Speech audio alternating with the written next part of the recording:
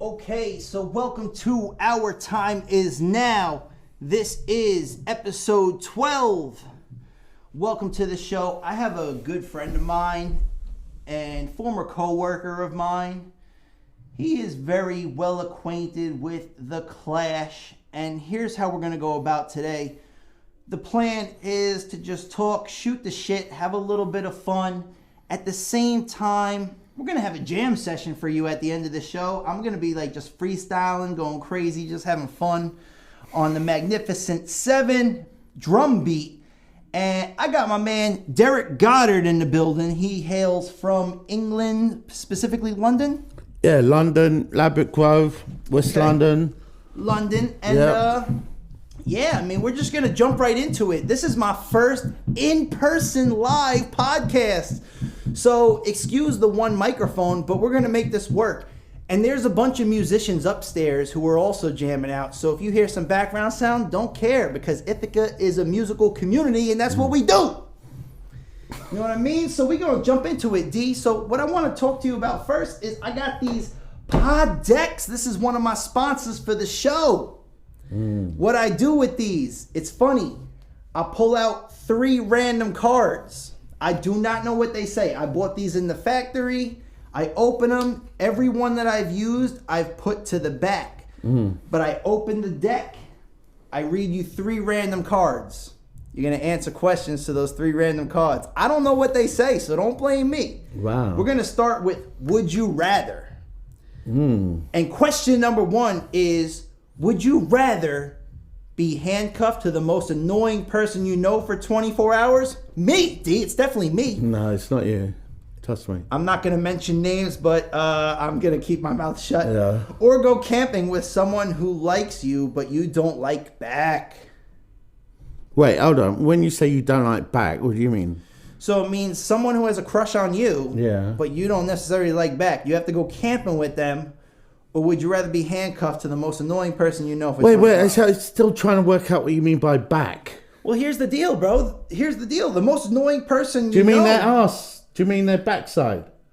Well, if you can be handcuffed to the backside, I'd love to be handcuffed to many a backsides. Yeah. But the most annoying person you know for 24 hours could be the same person who likes you, but you don't like back. Right. So who would it rather be? I'm going to have to say camping. Camping? Yeah. Okay, camping with someone. Yeah, that's good because you can still get it in, maybe. But hey, I don't like you, but you love me, so hey. I bring my fishing rod as well. What do we catch? Get a little bit of fishing in. Who knows? All right, we're moving on. Question. We do this shit quick. The cards game is quick. Yeah. The conversation is what we really try to focus on. So, would you rather blow up 100 balloons or lick 500 envelopes? Balloons. I don't know. Are you sure? You got a nice lot of envelopes here. No, those aren't envelopes. I know, I'm joking. Yeah. Okay. Yeah. And who doesn't like? This is a great one for you. Who doesn't like blowing up balloons? Would you rather lick the puss? Oh, lick the puss. I thought it was. It's getting but balloon. No, it's lick the pus out of a pop zit or a busted blister. Ugh, Neither one. Fuck out of here, bro. I'll take the suicide note. Yeah. Or.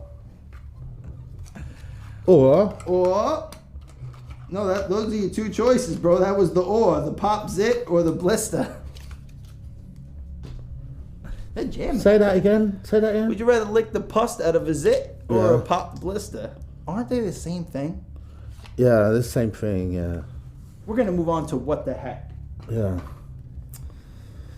What is the weirdest thing you have seen in someone else's home? What is the weirdest thing that I've seen in someone else's home? I've got to think possibly, I don't know why, but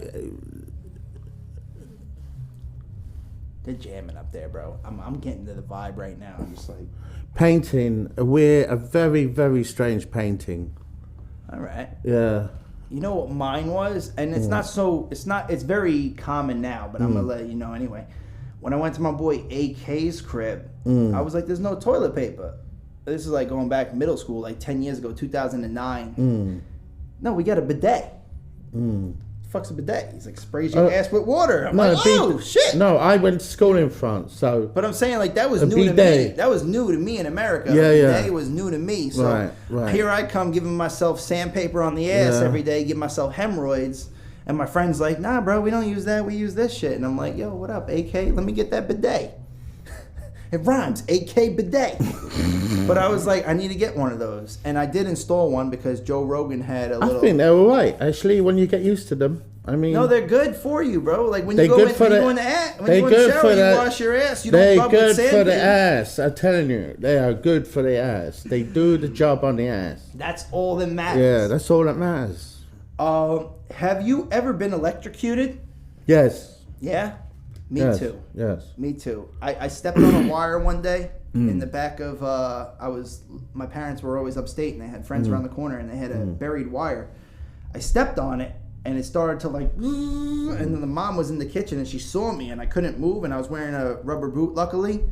But she pulled me off of it, and my boot melted on the bottom because... Wow. And I was like, I thought rubber's supposed to go against electric, though. I was like, that's why I bought these work boots. My parents bought me these Timberlands or whatever the fuck they were to stay away from the electric, but I still got shocked. Right. If you were a villain or criminal mastermind, what would be your calling card? So Batman's got the bat signal. What are you going to do? When you say what would be, what do you mean? I mean, what would be your calling card? It's like the just Joker, very the Joker has the Joker just, card, right? Just very classy. Batman has the bat signal. Just very classy. It would be like, play some rock music, and Derek's like, "Do you need a drummer?" Because this guy right here's got the drums. But it's specific. It's not a drummer. They want a criminal mastermind. If you're like a criminal mastermind, and I shout them, I go, what do you do as a criminal mastermind? I go, well, I play the drums. They'll be like, next! Yeah, so, I mean, they want a criminal mastermind. So my calling card would say, D. Goddard, criminal mastermind. What do you want? His calling card would say, D, I have a drumstick here, not a chicken leg, not a thigh. But I'll beat your ass with this drumstick. You fuck with me or my family. Yeah. Someone going by outside. But is that a mastermind or just a mastermind criminal thug with a stick? Like, what would be your calling Sounds like card? a thug with a stick, mate. I'll be like... Pretty much. I'll be like, this stick can open up any safe.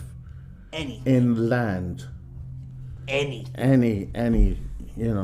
The main thing the drumstick opens is the poon, because when you play the drums, music brings the groupies, and we all know how it goes down, D. Come on, man. I'm a rapper. I just don't get as much pussy. I would not know anything about that, I'm afraid. Well, it's better to lick the poos than the pus out of a zit or a yeah.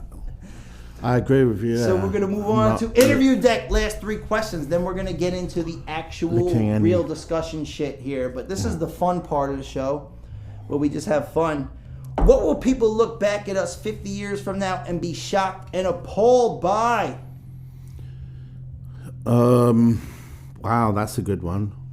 Probably the fact that we're still fucking existing.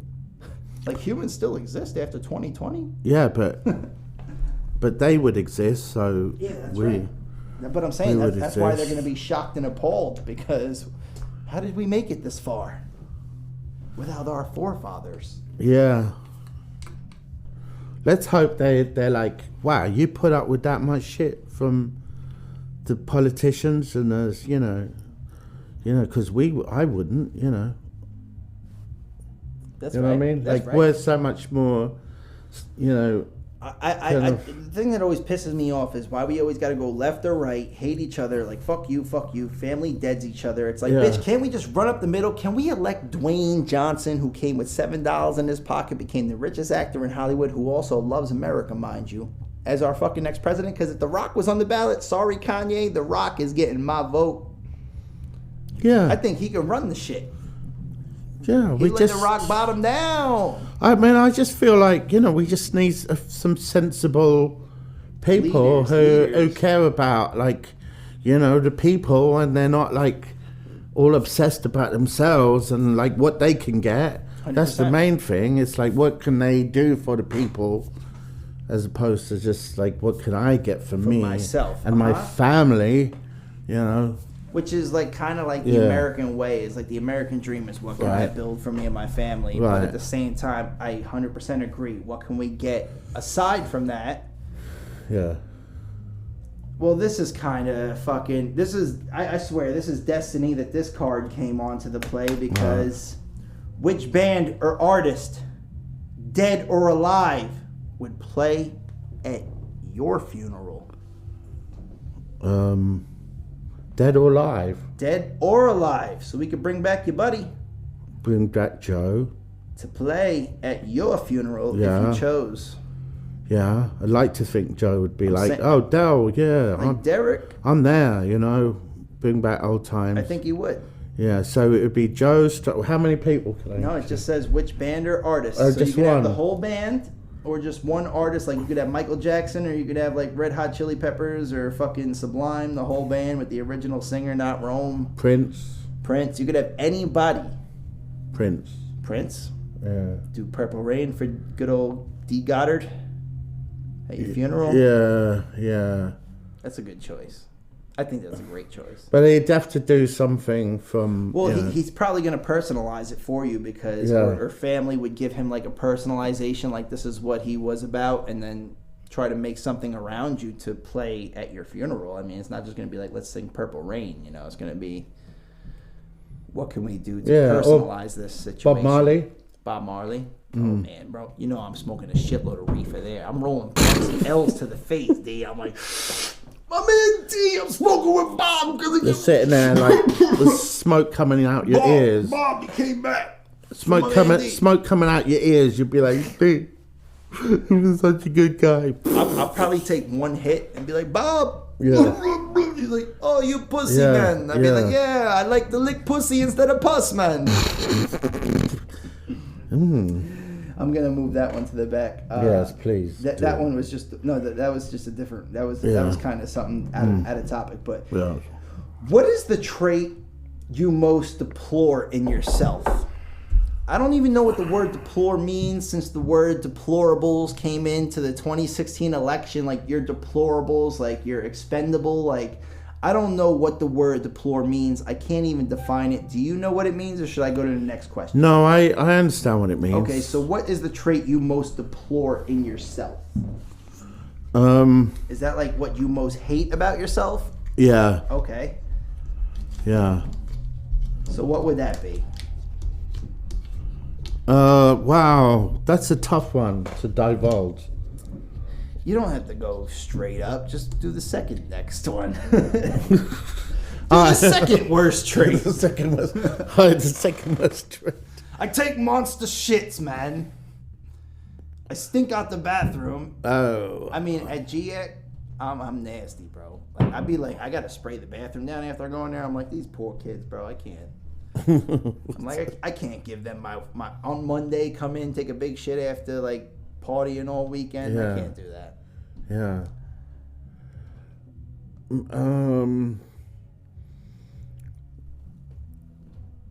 Sometimes I don't know. Sometimes I'm like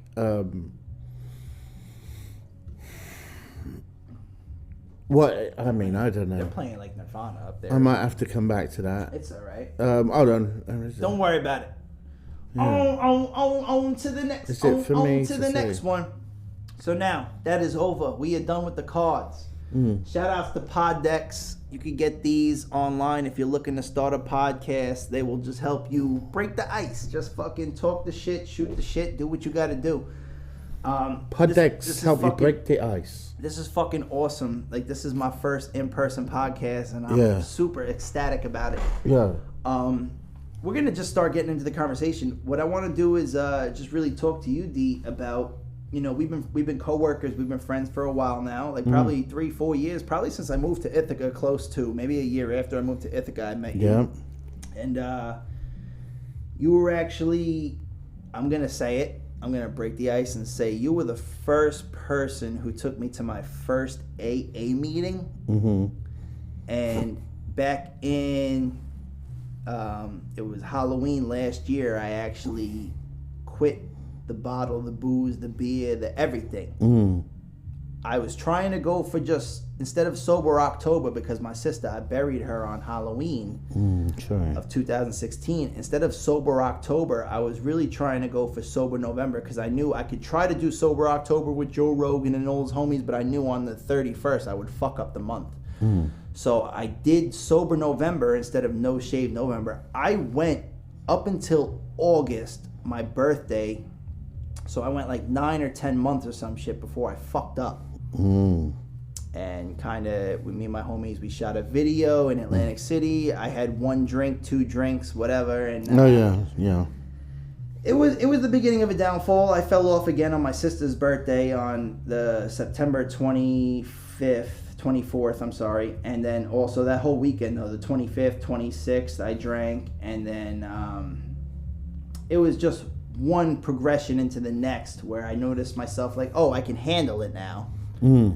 Which I guess, it's every alcoholic's vision is to try to, okay, I can handle it. I can maintain it. I can keep it on the wraps. But you took me to my first AA meeting, and I remember sitting in the room for the meditation, and I wanted to cry, and you were like, you sounded so natural, and I was like, I don't think so, but...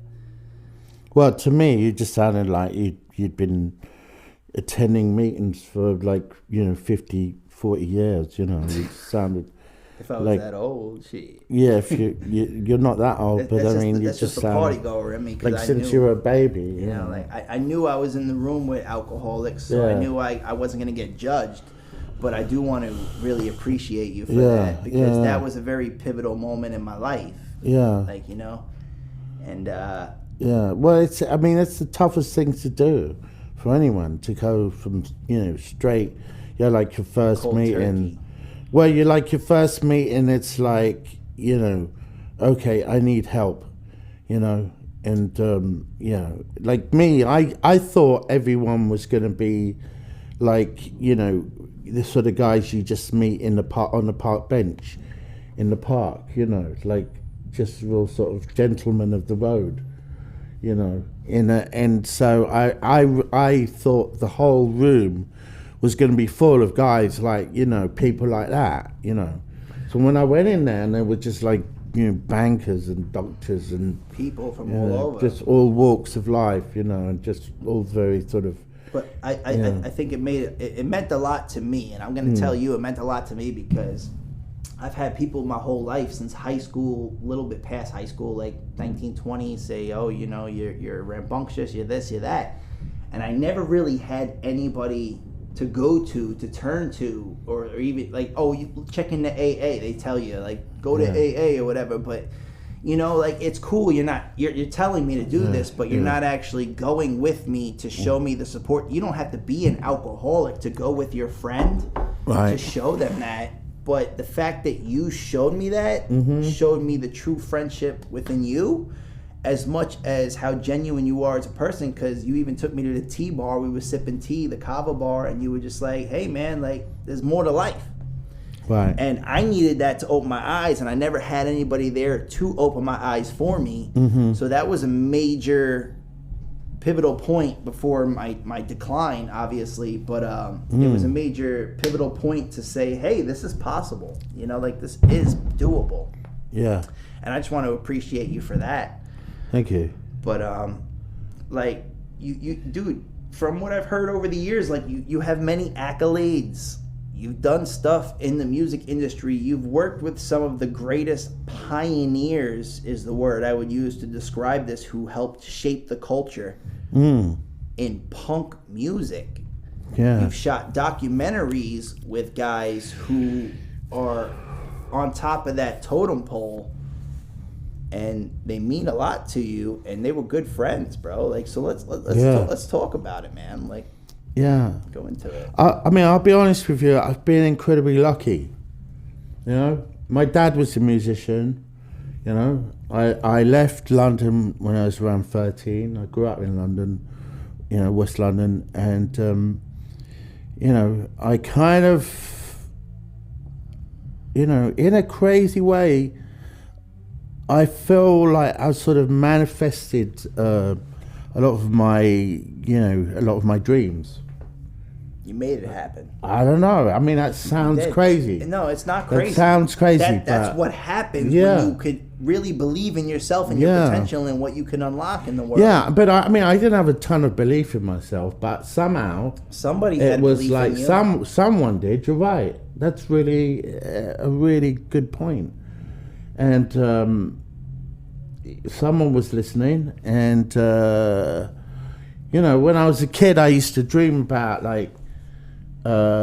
living in a certain part of London, which was very cool, very trendy, and I saw myself in this with this cool leather jacket, I'm the boss. as a drummer, I knew I was You've always been drumming. Yeah. Yeah, and what age did you start playing the drums?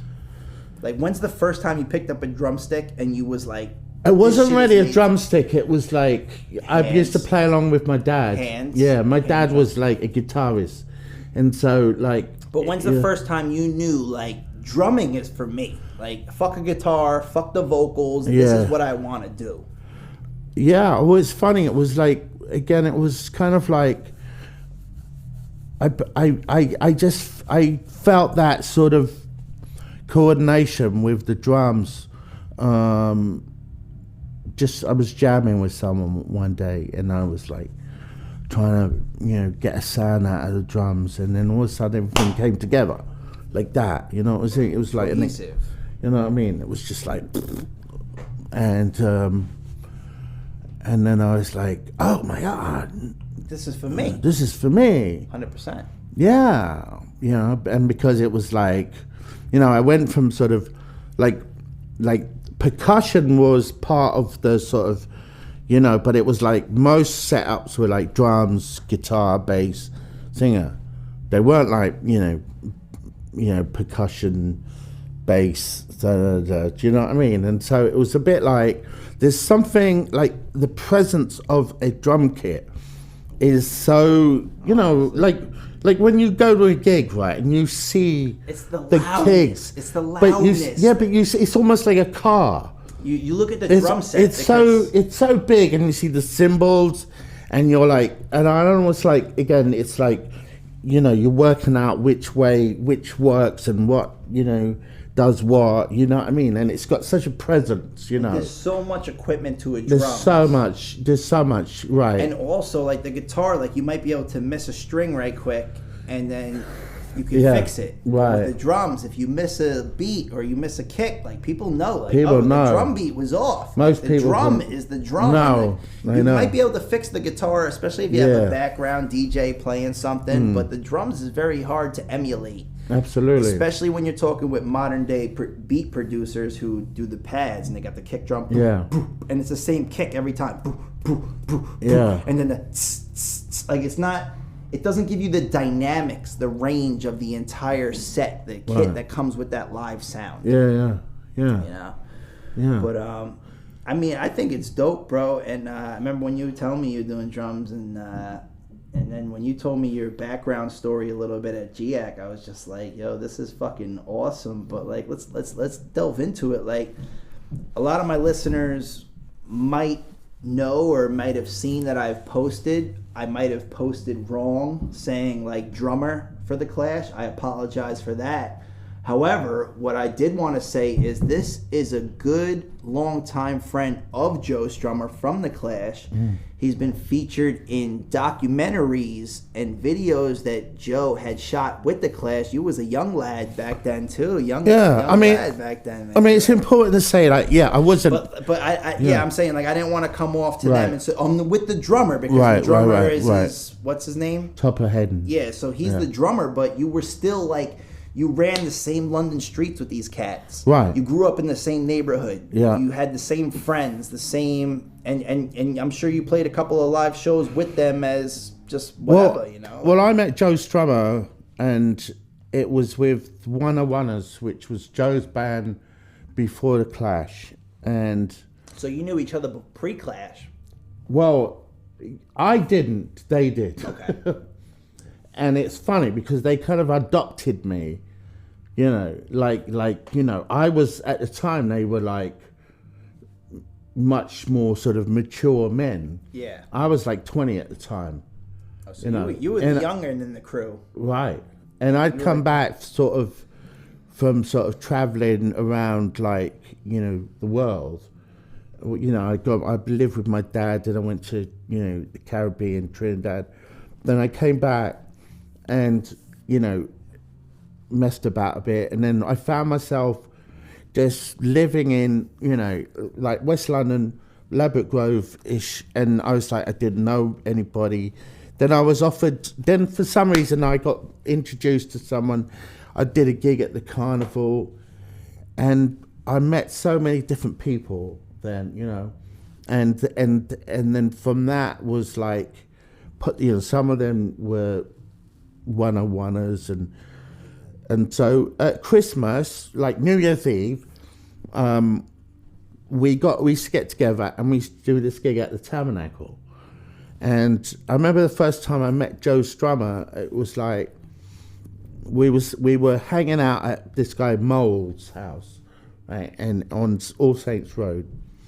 And anyone knows London will know All Saints Road back in the day was the spot. Kind of the spot. It was. This is where you go to be cool and hang out, and this is the shit right here. It was kind of a cross between, like, the ghetto of London and, you know, a cool place, and, you know, and yeah, it was just next door to Portobello Road, you know, so it wasn't like, you know, and it was like a little West Indian road. I can't explain it.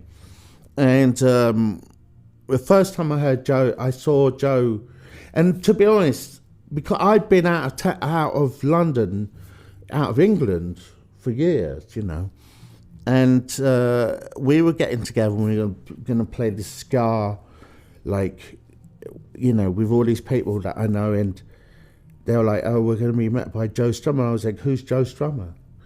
I didn't even know, you know, at the time. And we're sitting there waiting for him, and then they explained to me, oh, he plays in this band, you know. And they're all, you know, they're like fairly... This before the fame, like before even, like, the Clash was like a worldwide name. This is like... Well, I mean... No, let me explain. They had already formed. They had earned that name, okay. But I just didn't. But you were new to it. I was new to it because I literally wasn't used to sort of. I'd come back from my travels. I'd been out of London. They were like locally. They were huge, right? But I'd worldwide, yet they've yet to make their name. Like America didn't discover yet. Right, I'd been out of England for a long time, and the Clash. Yeah, no, the Clash was like big, but I wasn't aware of that. Like I say, I'd been out, and anyway, they mentioned Joe and he plays with the Clash, and I was like, I wasn't really sure who the Clash was, but. Like, you don't then know when who I the Clash found out, is, bro. yeah, I know, it was kind of a bit like that, you know. But my first introduction to him was quite funny.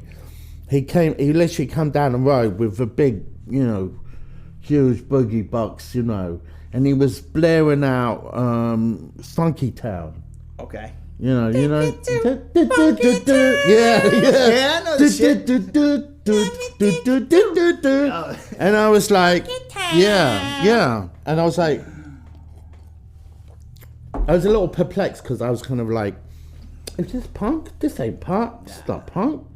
You know, what's that about? And he's just like, I'm being different. He's like a punk rocker. And I mean, he's come down the road, blaring it out, honestly, in this sort of, on All Saints Road, you know, and it was like with the keyboard, and you could hear him coming from the other end of the street, you know what I mean? Anyway, like, and that was his kind of announcement, you know. I'm here. Here comes Joe with Funky Town. And it was, you know, it was fucking wild because, you know, Joe had this incredible sort of charisma. Energy around him, too. I don't know, man. He's just like, he just had this charisma. Once he came in the room, everybody knew about it. You know what I mean? You know what I'm saying? So he came in and he was like, I don't know, it just changed the sort of the DNA of the room almost, you know. Joe's here. Like, yeah, man. Really? But at the same time, it's like, you know, everyone else had known him for years. So when you first met him, though, like, what was that like? Like, you walk up, like, hello, Joe, I'm Derek. And he was just like, hey, you know, like, what's up? Well, I'll be honest with you. It was the first time I met Joe. It was like, we did this gig, you know, and he didn't, like, I didn't really make a huge effort to get to know him. Like, I'm the sort of guy, you know, I, like, observe you, and then I'm like, you know, then when I feel like, you know, it's appropriate, I'll sort of introduce myself type of thing, you know. But I remember Joe sort of like, you know, approaching me and it's like, oh, I really like, you know, the way you play. And he was like, and then he was like, you know, is there any chance you can get me some weed, you know? And I got you. Right. So it was like, what you need, I got you, mate. So it was a bit like, you know, kind of like I was the guy could I'll try. like, you know? not that I was like smoking, you know, but I don't know, for some he but just, I know people, you know. Like, yeah, and I was like, you know, All Saints, and you know, I don't know, he just must have figured I know some people on All Saints. I'm not saying because it was like a colour thing, you know, I don't know. Yeah. But it was like... Well, it's always been perceived that way through history, and even in the Prohibition times of like, they're selling drugs, and it was like, weed, motherfucker, like it ain't a drug, you know? Like, how many people got locked or taken into custody because of fucking having a dime bag or a dub? Fuck out of here, bro. Now it's legal almost everywhere because... And hopefully they expunge everybody's record for the bullshit, because if you could grow tobacco and sell that shit to us killing ourselves, what about the plant that keeps us alive, motherfucker? Right, you know? right. So anyway, I went back home. I was like, you know, he gave me some money, and I was like, you know, there wasn't anyone around, so I just came back, giving him his money. I was like, no, I couldn't. But he was just really grateful that I tried, and he was like, Thanks, you know, bro. and it was like, you're honest. Like, you didn't rob me. Like, you could have just took my money and said, hey. All right. And then the next, literally, you know, we did this gig every New Year's Eve. You know, he literally in the heyday of the Clash. You know, he'd come back and he'd come off these massive tours, and he'd still give it everything you got. You know, he'd still, you know, like put in the rehearsal time. And we'd rehearse in this little basement on All Saints, and just, you know, we'd have a laugh, to be honest, you know. And I was like, you know, I mean, like the first rehearsal, I remember, like, he just showed up with this huge bag of booze, and you know, I was just like, party time, thank you. Oh, baby. You know, this is great, you know. And you know, and like I say, it was just. You know, it was good. He was just great fun. You know, to be around. Like you said, he had that energy that just drew you to him. Right. Like, it was that guy. Right. Like, he didn't think he was better than anybody else. He just came into the room. Didn't. And people were like, "Yo, that's Joe," and it was like, "Hey, what up, Yeah. Joe?" You know, like. Yeah, you know, it's funny because he was just so anti. And yeah, at the same time, he knew he was a big fucking star, but at the same time, he was kind of a little humble. bit... He was humble. He was very... He wasn't cocky and arrogant. And it was very, very humble. He didn't do the rapper persona, like, I got like 10 Rolexes and... No, exactly. chains, and I think at the time, it was a bit like, you know, there was this sort of... He was putting his city on. There was this kind of... I don't know what the word is, but it's synergy between sort of like punk rock and sort of... like, you know, Jamaican music, you know what I mean? Like, so it was kind of like, you know, one of the heroes was Bob Marley. And Bob Marley always seemed to be like very humble. And I'm saying, so it was kind of like emulate. You notice that though with a lot of artists, they draw inspiration from other areas, and when people like categorize you as, oh, you're a punk rocker, or you're a hip hopper, or you're whatever, it's like, I might be this, like I rap, right? But I'm not just a rapper. Like, I do have punk influences, not so much maybe the Clash, but like Newfound Glory, like Good Charlotte, my era, punk. But this is Linkin how Park how much is Linkin Park inspired? Absolutely, the world, absolutely. Like, we've all. That's how we developed. We've all and I developed. think that's where artists go wrong, though, is because they get themselves so caught up in one genre, this is what I am, and they don't want to kick down the fucking door like Biggie said, waving the full, saying, "This ain't what I'm about no more." Like I'm about other shit. But like DNA is a combination of different. You know what I'm saying? It's like where you could come from. You know where you come from. What what you almost attract. What you bring to the table. What you bring to the table. What like a magnet. You know. I think he had just kind of like one of those very, like you said, rare energies where it's like, I know I'm a big star. I know I'm touring the world. I know I'm doing this. Yeah. But I don't want to live in the spotlight as much as I just want to have fun with my people. And well, look what the Clash became. It was like, bit of reggae, bit of it. They tried. Well, how old were you when you met him? Initially? I was about 19. So you were young. Because the video I seen, the documentary, what's it called? Joe's Hell West 10. Yeah, on YouTube. You showed me that numerous times, and I'm like, holy shit, Derek's like, fuck, you look like a baby, bro. Like, you're like little baby D. Well, I was. Exactly. I know, that's what I'm saying. I was totally, D, and skinny. But I'm saying you were baby D. Like, I was. The little guns, they're running through with the guns. I was a boy. So were those props or were those real gats? I never really found out. I didn't try them out. Listen, I ain't gonna try to shoot nobody. I'm just gonna run in the camera with the fucking. I didn't try them out, but I kind of assumed they were real. Yeah, whether prop or not, it could have been real. Like, hey, listen, it's not loaded, but it's real for the video aspect. Yeah. But elaborate more on the documentary. Like, what is it called? Hell West 10. And I'm actually going to post the link in the description. And this is a Joe Strummer original documentary. Yeah. That you guys will be able to view if you feel you have the time. It's like 40 minutes, an hour long or something. It's about 50 minutes. Yeah, 50 minutes. It's close to an hour long. I remember watching it like last year or something when you sent it to me and I watched it. And it's black and white mostly, but it's a legitimate movie about like running through the London streets and just it's kind of made what you guys did when you were young. It's kind of made to look like a sort of he wanted like old fashioned, old school style like an old black and white. Where you do the actions and then you read. Was this old Joe's? Like Joe was like, I want to do this, and he got all his friends on board and said, I want to. That was his idea. That was his idea because he was getting interested in, like trying to direct and maybe move to the next level. We're gonna do music videos, we're gonna do whatever. And then this is also coming up. This is 18 years, 2002, since Joe Strummer passed. On the day that this drops. It will be 18 years exactly, and I don't know, man, but you've had a hell of a run.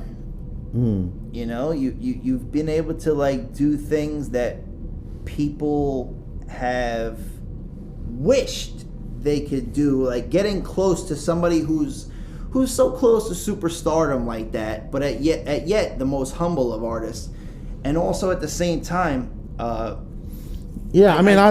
look back on the sort of times that I spent with Joe. Like I remember there was one day we just sort of got locked into this pub, and we spent like I don't know, it seemed like just the whole afternoon. We were like just him and me drinking, Joe and me drinking and talking about our expectations and dreams. What do you want out of life? Yeah. So this like is our goals. This is a memory that you have that no one else has. That you share with this legend, bro. Who's yeah. Now, what I do want to talk to you about, because me and you have spoken on this privately before the show. You want to plan on doing something right here in Ithaca, New York. Right. Like, what is it that you are looking to accomplish right here in your very hometown where you call home now, brother? I just feel that it's weird because I went through that experience and it was kind of like, I mean, it changed my life, you know, to be honest. And like, you know, for a long time, I didn't know how to sort of like deal with, you know, actually how it affected me. And now I kind of feel like it really impacted you, who you were as a person. Yeah. Because everything you experience in life kind of molds who you are, whether you acknowledge it or not. Later on down the line, it might take into time. But you could have been in America. How long you been in America now? About 10 years now. 10 years? Yeah. So, I mean, like, that was your entire past. So that really shaped who you were before you even came to the States. Right. Yeah. And then to come to the States and know that the Clash, obviously, I mean, worldwide name. Anywhere you go, people know who the Clash is. Most countries know who the Clash is. Yeah. So I mean, it made it who you was, but you have this factor that's like you weren't exactly in the band directly, but you were first name basis with the band. Well, who they were. Joe brought me in to work with the Clash, and it was like this film. He didn't mention it until later on. Okay. But initially he was like, do you want to come and work with the band? I was like, yeah, okay. Yeah. And I was working with the Raincoats at the time. Okay. And, you know. That's another legendary there's like a punk band, from you know. from England. I think I've heard a couple of their songs. Well, Kurt Cobain sort of mentioned like that he really rated them, and they were like one of the bands that inspired him. That inspired him, and Kurt Cobain, and it was literally like that. You know, kind of they got offered a tour prior to him. Sort of committing suicide. Yeah. But you were saying like he came in, he brought you the documentary, and he he brought me to the documentary. You in this, brother? Like, and it was kind of like he was kind of like lining me up to be the next drummer. Like and the thing is that drummer, like if you have a concert. Well, at the time it was a lot of very weird, strange things happen. And then it was almost a bit like, we're going to do this film, but I was very aware, even though I was like a kid, I was aware. You were the youngest, yeah. Well, I was aware that, how am I going to fit into this? Like, how could I see this? And it was like, I was aware that it was kind of dysfunctional. I was aware that they were, in a lot of ways, the Clash had just been touring, and they were, I think, like, I was aware that they were kind of, almost like exhausted. Like someone had ridden that. You're really touring, and like a lot of, not even just the Clash, but even to this day, I know I have a couple friends who are like, yo, like when you're on tour and it's 250 days a year, and then you get a couple maybe weekends off. Even wrestlers, WWE wrestlers, like they're like, yo, we're on the road 300 fucking days a year, and then we're home, and it's like, why even buy a house? Because you're constantly on the go, so it is tiring.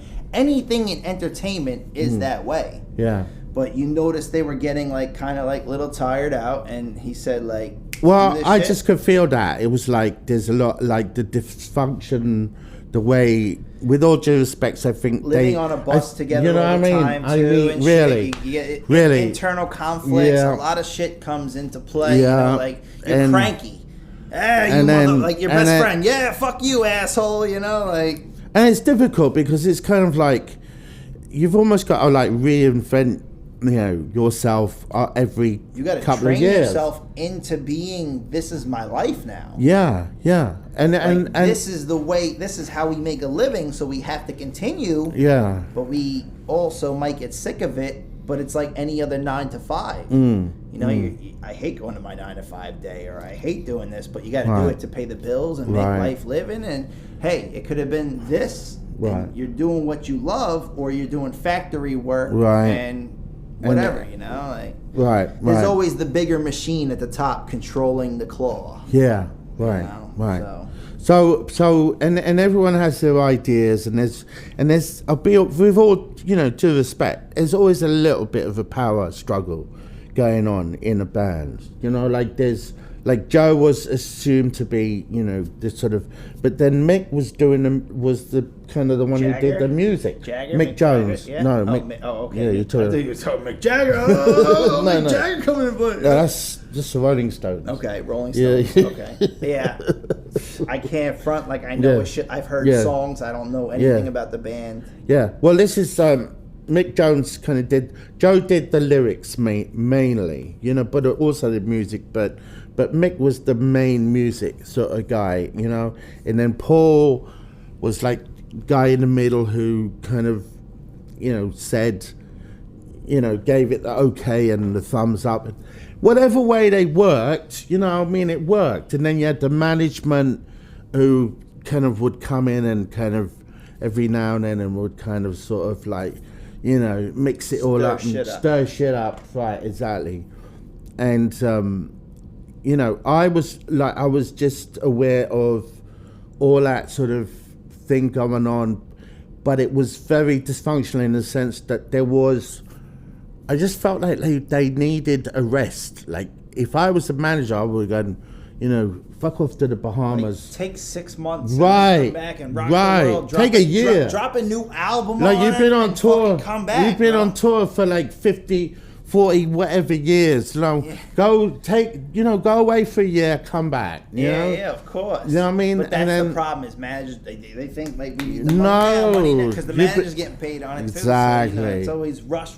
Well, that's what record companies do. And then record companies will be like, you know, how can we ride this horse? It also breaks the creativity up because it's like, when's my time to create? Right. But the battery needs to... I don't know if I ever put you on to my boy John Bellion.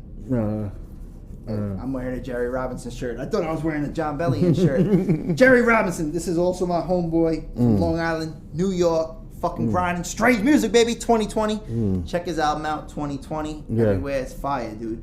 Yeah. But I don't know. Jerry, he came out with 2020 and fucking, I thought this was going to be dude's year. Right. Turns out 2020 got shut down. So I messaged him recently. I was like, Jerry, 2021, if we open up again, hopefully, is going to be what 2020 expected because the kid's talent, Derek, is like above and beyond.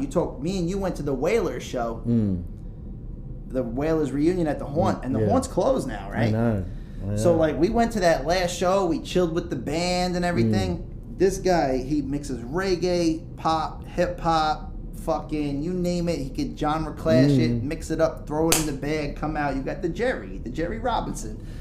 But I like it because when I first saw it, I thought it was like Jackie Robinson. No, he's fire, bro. Yeah, but my boy John Bellion, who I went to elementary school with, he was doing the same thing. Like he was touring, and he dropped Human Condition 2016, and he did 3 legs on a tour. His European tour got canceled, but he came back, I think, and did another European tour later on. But he did 3 legs across the U.S. for the tour alone. That's how much in demand it was. I saw him in Philly, but he just needed to take a year off, and his last album dropped in 2018, and he's been laying low, and I was like, well, you know, maybe he needs a break. I know he got engaged and stuff, and 2020 comes, and he writes fucking Holy for Justin Bieber and Chance the Rapper, that song Holy, I think it's called. Oh, wow.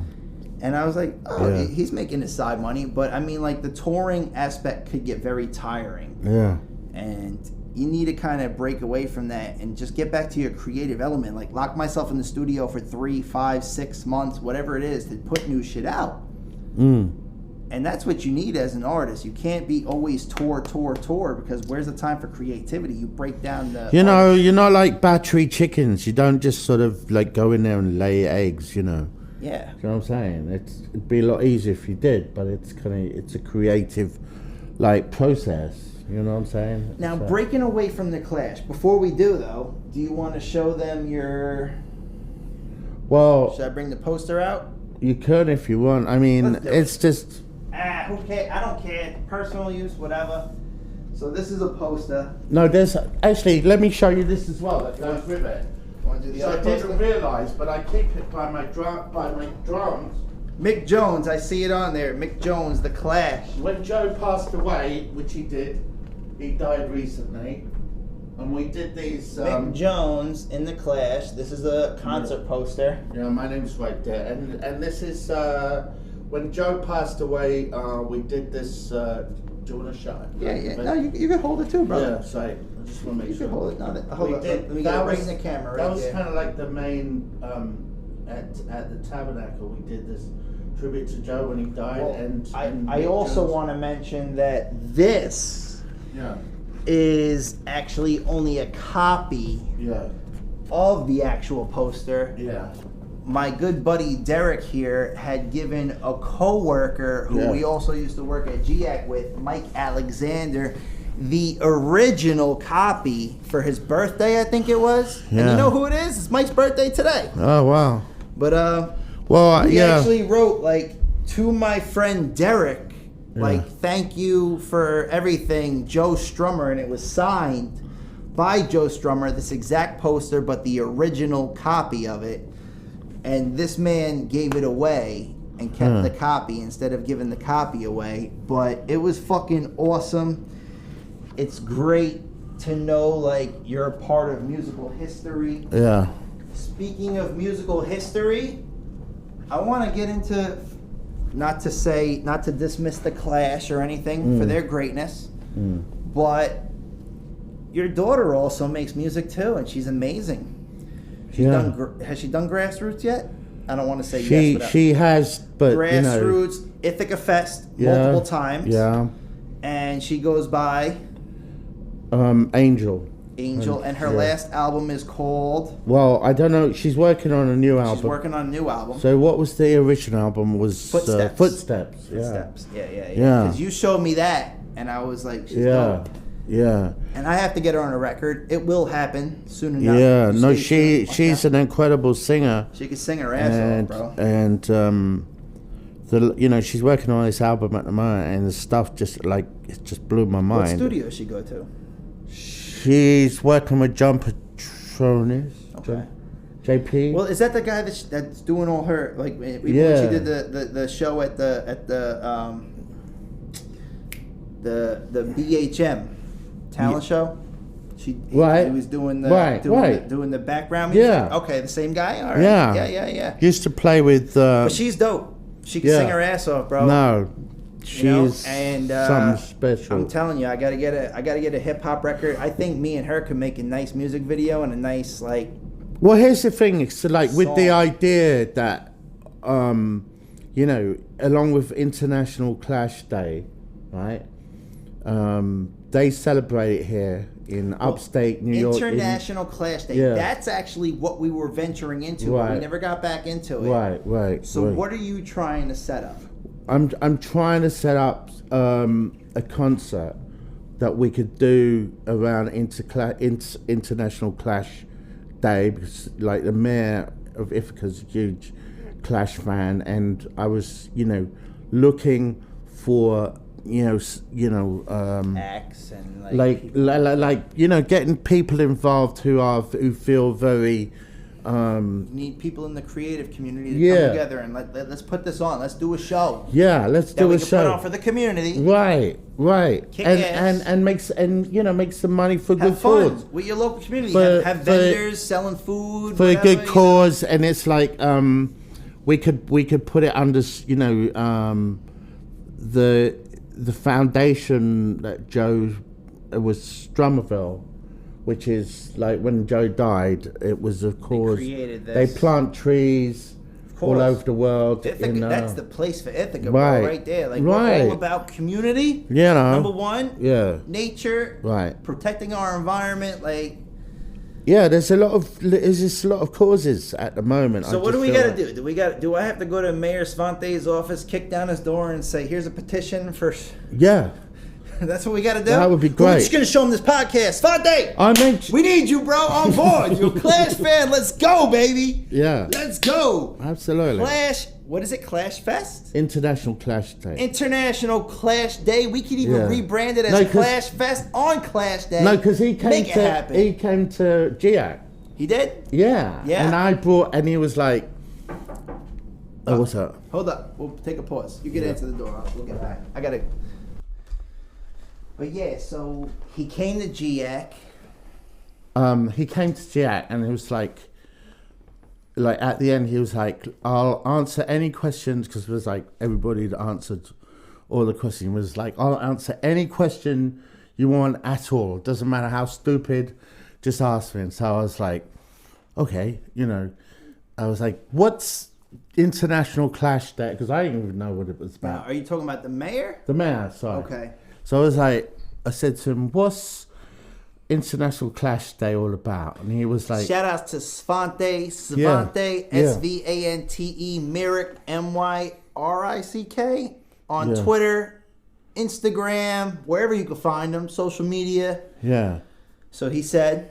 So I kind of made a bit of a joke, because I was like, I knew he was a Clash fan, and then I was like, oh, by the way, you know, I work with them, you know, and he was like, you told me this story. Yeah, before, yeah, so. and he was like, really? Like, no, and it was almost like part of him was that, you know, didn't like really believe me, like a lot of people, and then I was like, until you see the proof, the video, the documentary. Yeah. But I'm saying, like, it is hard. Yeah, but it's The like, Clash you know, is the people, Clash, dude. they don't know, like, if you're a nutter or you're just like, you know what I mean? If you really But I'm were. saying the Clash is the Clash. Yeah, yeah. So, I mean, it's not like you're like, oh, you know, I was with this local band. It's like, Right. I was with Guns N' Roses. What? You Yeah, was with Guns N' exactly. Roses? You know, I used to Okay. play with you too back Yeah. in the day, and I'm like, you know, So he was all for it. So he was like, and I sort of made a joke. I was like, well, you know, if we got International Clash Day, right? Is there any chance I can, because I work with them, you know, can I get a day off that day, you know? And he was like, for you, he got the joke. Yes, He got the joke. You know, I mean, he did. Of course. You know, Svantes I mean, is I cool. tried. He's cool people, man. I tried it, you know, but I mean, I I never thought he was going to There's say. not too many mayors around the world who are as cool as that guy. Yeah. And I just know him from like working at GIAC and seeing him around. But that dude is, aside from hip, what we call hip to society. You know what I mean? Like, puts on for his city like Jeezy, bro. He put on for his city, put on for his city. But so he seemed like he's like interested in doing something like this. We'd have to talk to him. Oh, we're gonna talk to him. We're gonna go and knock on the door. Yeah, Mr. Mayor, I know it's COVID. In fact, that's what he said. He said, "Come down and let's talk." Son, we should. But I've to this day, I've not. Svante, you're gonna hear this. You're gonna see it. It's gonna be everywhere. International Clash Day is what Ithaca needs. If we set up a stage somewhere, even the big field across from GIAC, in that big field over there, set up a stage. How we done for Ithaca we got Fest? that. What's it called? Pavilion, Bernie Milton Pavilion. Bernie Milton Pavilion. Yeah. We should do something like that, bro, and do it as a charity event. Yeah. Bring in like donors. Yeah. Have different vendors set up. Right. Have a certain amount of percentage of the food proceeds go to a certain cause, have COVID relief, whatever. You know, certain band could do like maybe a few tracks. Or like, you know, not even just one band. Like have a bunch of artists, line up artists. No, that's what I meant. Bands mostly, not rappers. I mean, like hip hoppers. Or you artists, have your time. But, bands or artists. Bands. I'm thinking like groups. People who could come together and make shit happen as a collective. Yeah. Not just a rapper singing with a beat. Not to hate on rappers. I love rap and I'd perform at it if that was the case. But Clash was a band, so let's formulate it after an actual band. Like have bands. No, but artists coming down. No, I think people should be allowed to. I mean, I know Joe. He would love to have anybody to just just have a day to bring their thing to it. But, give it a little Clash spin, like I would like you to perform. Yeah. You know what I mean? I'd love to perform. And if we could get something together, like we just did with them, that's just a little taste. That was completely, out of nowhere. But stay tuned because you're going to hear this guy perform on the drums. I'm a freestyle some shit. It might not be the best shit you ever heard, but we just having fun with it, baby. That's what we do. We have fun, man. Yeah. You gotta have fun with music, and I think that's where a lot of artists get thrown off track, D, is because they get caught up in the fame, the publicity, the whatever, and they stop having fun with it. You fall out of love with it. Right. Exactly. Music is universal language. Right. So it speaks to anybody. I don't care what genre, whether you're reggae, pop, hip hop, fucking punk, fucking right. grimy, down And again, heavy metal, and there's a whatever. really good point there, because the thing is, what I realised is like with the Clash, their genre was like covered everything from reggae to folk. But you said he was very to inspired by poetry, to so basically you could have all these groups who Words, bro. you Magic know, of words. You know what I mean? Like rockabilly to It brings me to a case that I talk about a couple of times in my book. I have a book I'm working on called Explicit Thoughts. I have a book I'm working on Our Time Is Now. I'm working on a children's book. I'm just waiting for an illustrator. So anybody out there who could draw pictures, wants to be co-illustrator on this, fucking hit me up. Our Time Pod. co-illustrator. No, not co-illustrator, illustrator. Our, HOURTYMEPOD at I'd like to get gmail.com. involved, I need an illustrator because I need somebody who could draw. I can draw. You know I can draw. I didn't know, D. What do you mean you didn't know? You doodle, but I mean, I never saw you draw nothing. Yeah.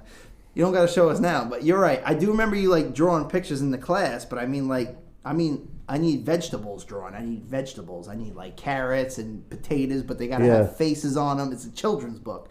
So, like, the potatoes got to talk and the carrot. But forget that. That's enough. I'm saying, my words are... The thing is, what I don't get is, especially in this time of political turmoil where it's like left, right, everybody turning against each other, is one song I wrote a couple of years ago was called 32 Bar Royal Rumble, and it was 32 bars of me just rapping. WWF references a lot. But at the end of it, I say, why are you going to hate me? It's just words. And it's just words is exactly what it is. So you can't let words dictate how you feel about someone. Right. If you disagree, we don't really agree to disagree anymore. It's I hate you or I hate you. Like there's left, right, whatever. But words are what not only divide us, but unify us at the same time. Right. So it's like a double-edged sword. Yeah. But you can't get offended by words. And whether it's in literature or whether it's in music, whatever, words are our life. I remember growing up, everybody saying, oh, you need to know math. Math is going to be life. Yeah, math is life, but words are life too, just as much. Absolutely. It's that double-edged sword. You got your left, right, well, you got your words and your math. And, well, everything is life, I reckon. I don't think you can discount... I don't think people should get offended by words so much. No. Is because words are just words. And that people say words hurt just as much. Yeah, they flip it. You know, whatever, they flip the words. Only if you allow the words to affect you is the difference. It's a matter of having a hard shell. Are you a Ninja Turtle? You could crawl up in your shell and not let the words affect you. Different story, but I think that it's possible we could do this, and I think the mayor would be down. I think we just gotta go talk to the mayor. Svantes, we coming for you. But I think it's something that could really happen, and I think it would be great to bring. Like I said, you set some vendors up on the streets, even if we do it like whether it's Burning Milton Pavilion or whether it's the field across from GIAC, and we set up vendors and close off Court Street, West Court Street, right there, and we just have vendors, different food, but percentage of the proceeds go to a certain cause, COVID relief, or whatever we're coming into in 2021 where we need it the most, put it there, and I think we can make it happen, bro. Exactly, and we got time now. Like we're a community, emphasis on unity. Yeah, we come together to form unity, community. Yeah, and that's what Ithic has always been about. What we've always prided ourselves on. Any event we've ever held, it's possible. Yeah, it's more than possible. We're gonna make this shit happen. Definitely, we're gonna make this shit happen. Definitely, bro. Elbows. Even though we got no masks and it's like quarantine season, elbows, fists. But fist fucking we are gonna make this happen. Absolutely, 100%. But 100%. Yo, we're coming up over an hour here, and I just want to give a big shout out to my man D Goddard for coming on. We are still gonna throw a rock session on. It's gonna be post because I gotta get the mic levels right, make sure everything's okay. But we are going to throw down to the Magnificent Seven by The Clash to end this show. Episode 12. I think I said 12 in the beginning. 12. Should be 12. We are going to drop this on you. And I don't know what to expect, man. We just having fun. We having a good time. We're artists. And that's what we do. This is my brother D. I appreciate you for coming on the show today, bro. It was all my pleasure, man. And again, it's important to realize that we're like weeks away from, Joe passed away. So it's kind of, it's an anniversary. We never planned it. No, well, we're going to drop this on Joe's anniversary, just out of respect to Joe on the 22nd. There you go. So by the time you're seeing this, it will be the 18-year anniversary for Joe Strummer passing away. But we are doing this not only for the Clash, we're doing this for Clash Fest, for Clash Day. We're doing this for Ithaca. We're doing this worldwide. Yeah. Any artists who want to come on the show and just express yourself, like I said, OurTimePod, POD at gmail.com. Hit me up. Something really important. If you want to get involved in the show, contact my man. Right here.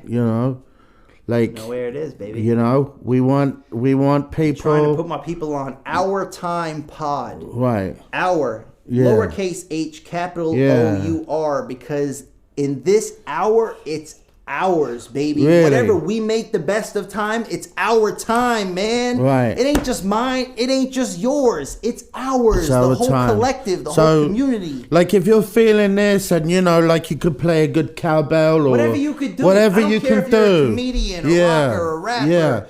Fucking writer, whether you're an actor, we want actress, you to whatever the get case involved. is, make sure you holla. Yo, D, it's been real, my man. My brother. Yes. All love around here. Yes. Our time is now, baby. So, salute. We out. All right, ladies and gentlemen. You heard it here. We have the man Derek G in the house, about to lay down a nice drum set for y'all. What I'm going to try to do is try to have a little fun and freestyle on this, make a little song out of it. So, stay tuned, baby. Let's get into it. Derek G's laying down some Clash from the Magnificent Seven. Let's go, baby.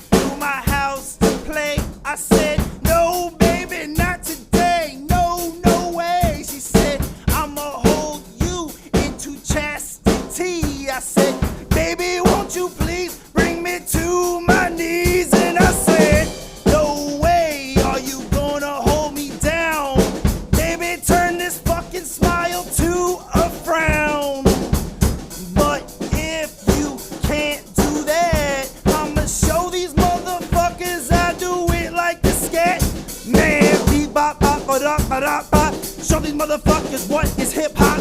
They don't really want it with me. They don't got what I got. The whole juice. I'm Tupac in the flesh, resurrected. Show these motherfuckers what it's like in the flesh when I come back. Show them what it is. Yeah, resurrected. You don't really want it with me like the New Testament, not King James version. Fuck the Bible. I'm the Quran. Show these motherfuckers what it is. Yeah, I fast on Ramadan with my homie Omar, dog. That's my family. Show these motherfuckers what it is. We from the same family tree. And then we gonna keep on going, flowing like the ocean, in slow motion. Like, baby, won't you slow down, catch this wave a minute? I said, get off my beach with these shoebies. I'm about to get it. And I said, oh baby, call my name. She said, baby, don't you wanna be rich and famous? I said, not without you by my side. She said, baby, won't you come over here for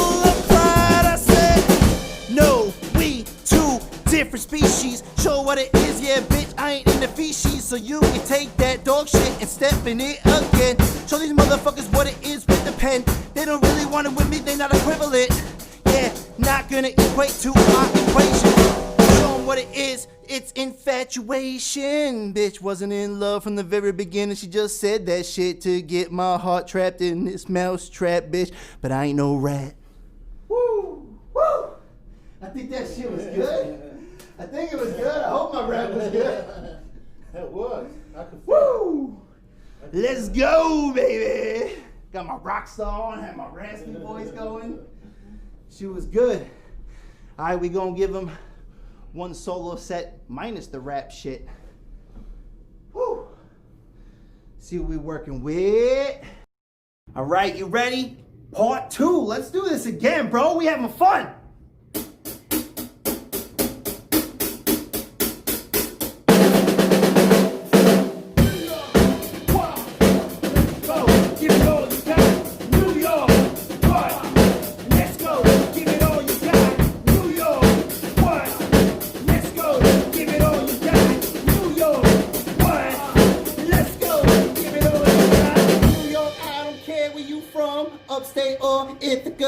People say you from Long Island. Is that Jersey or Massachusetts? Go, go, give it all you got. New York, let's go, give it all you got. New York, let's go, give it all you got. New York, let's go, give it all you got. I don't care where you from, what town you claim, or what city. All I care is that you from New York, and that is my whole fucking state.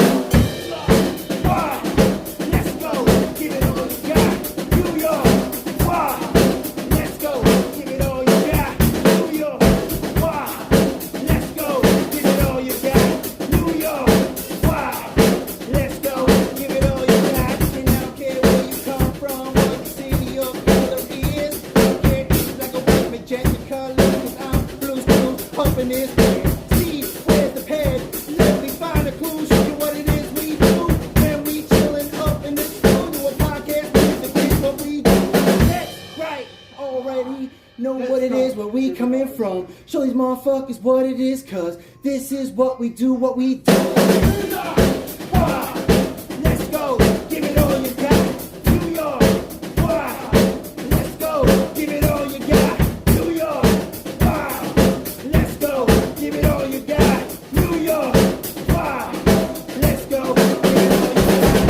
I don't care where you come from. This is the US of A. We are united together, and every brother and sister from around the way. New York, let's go, give it all you got.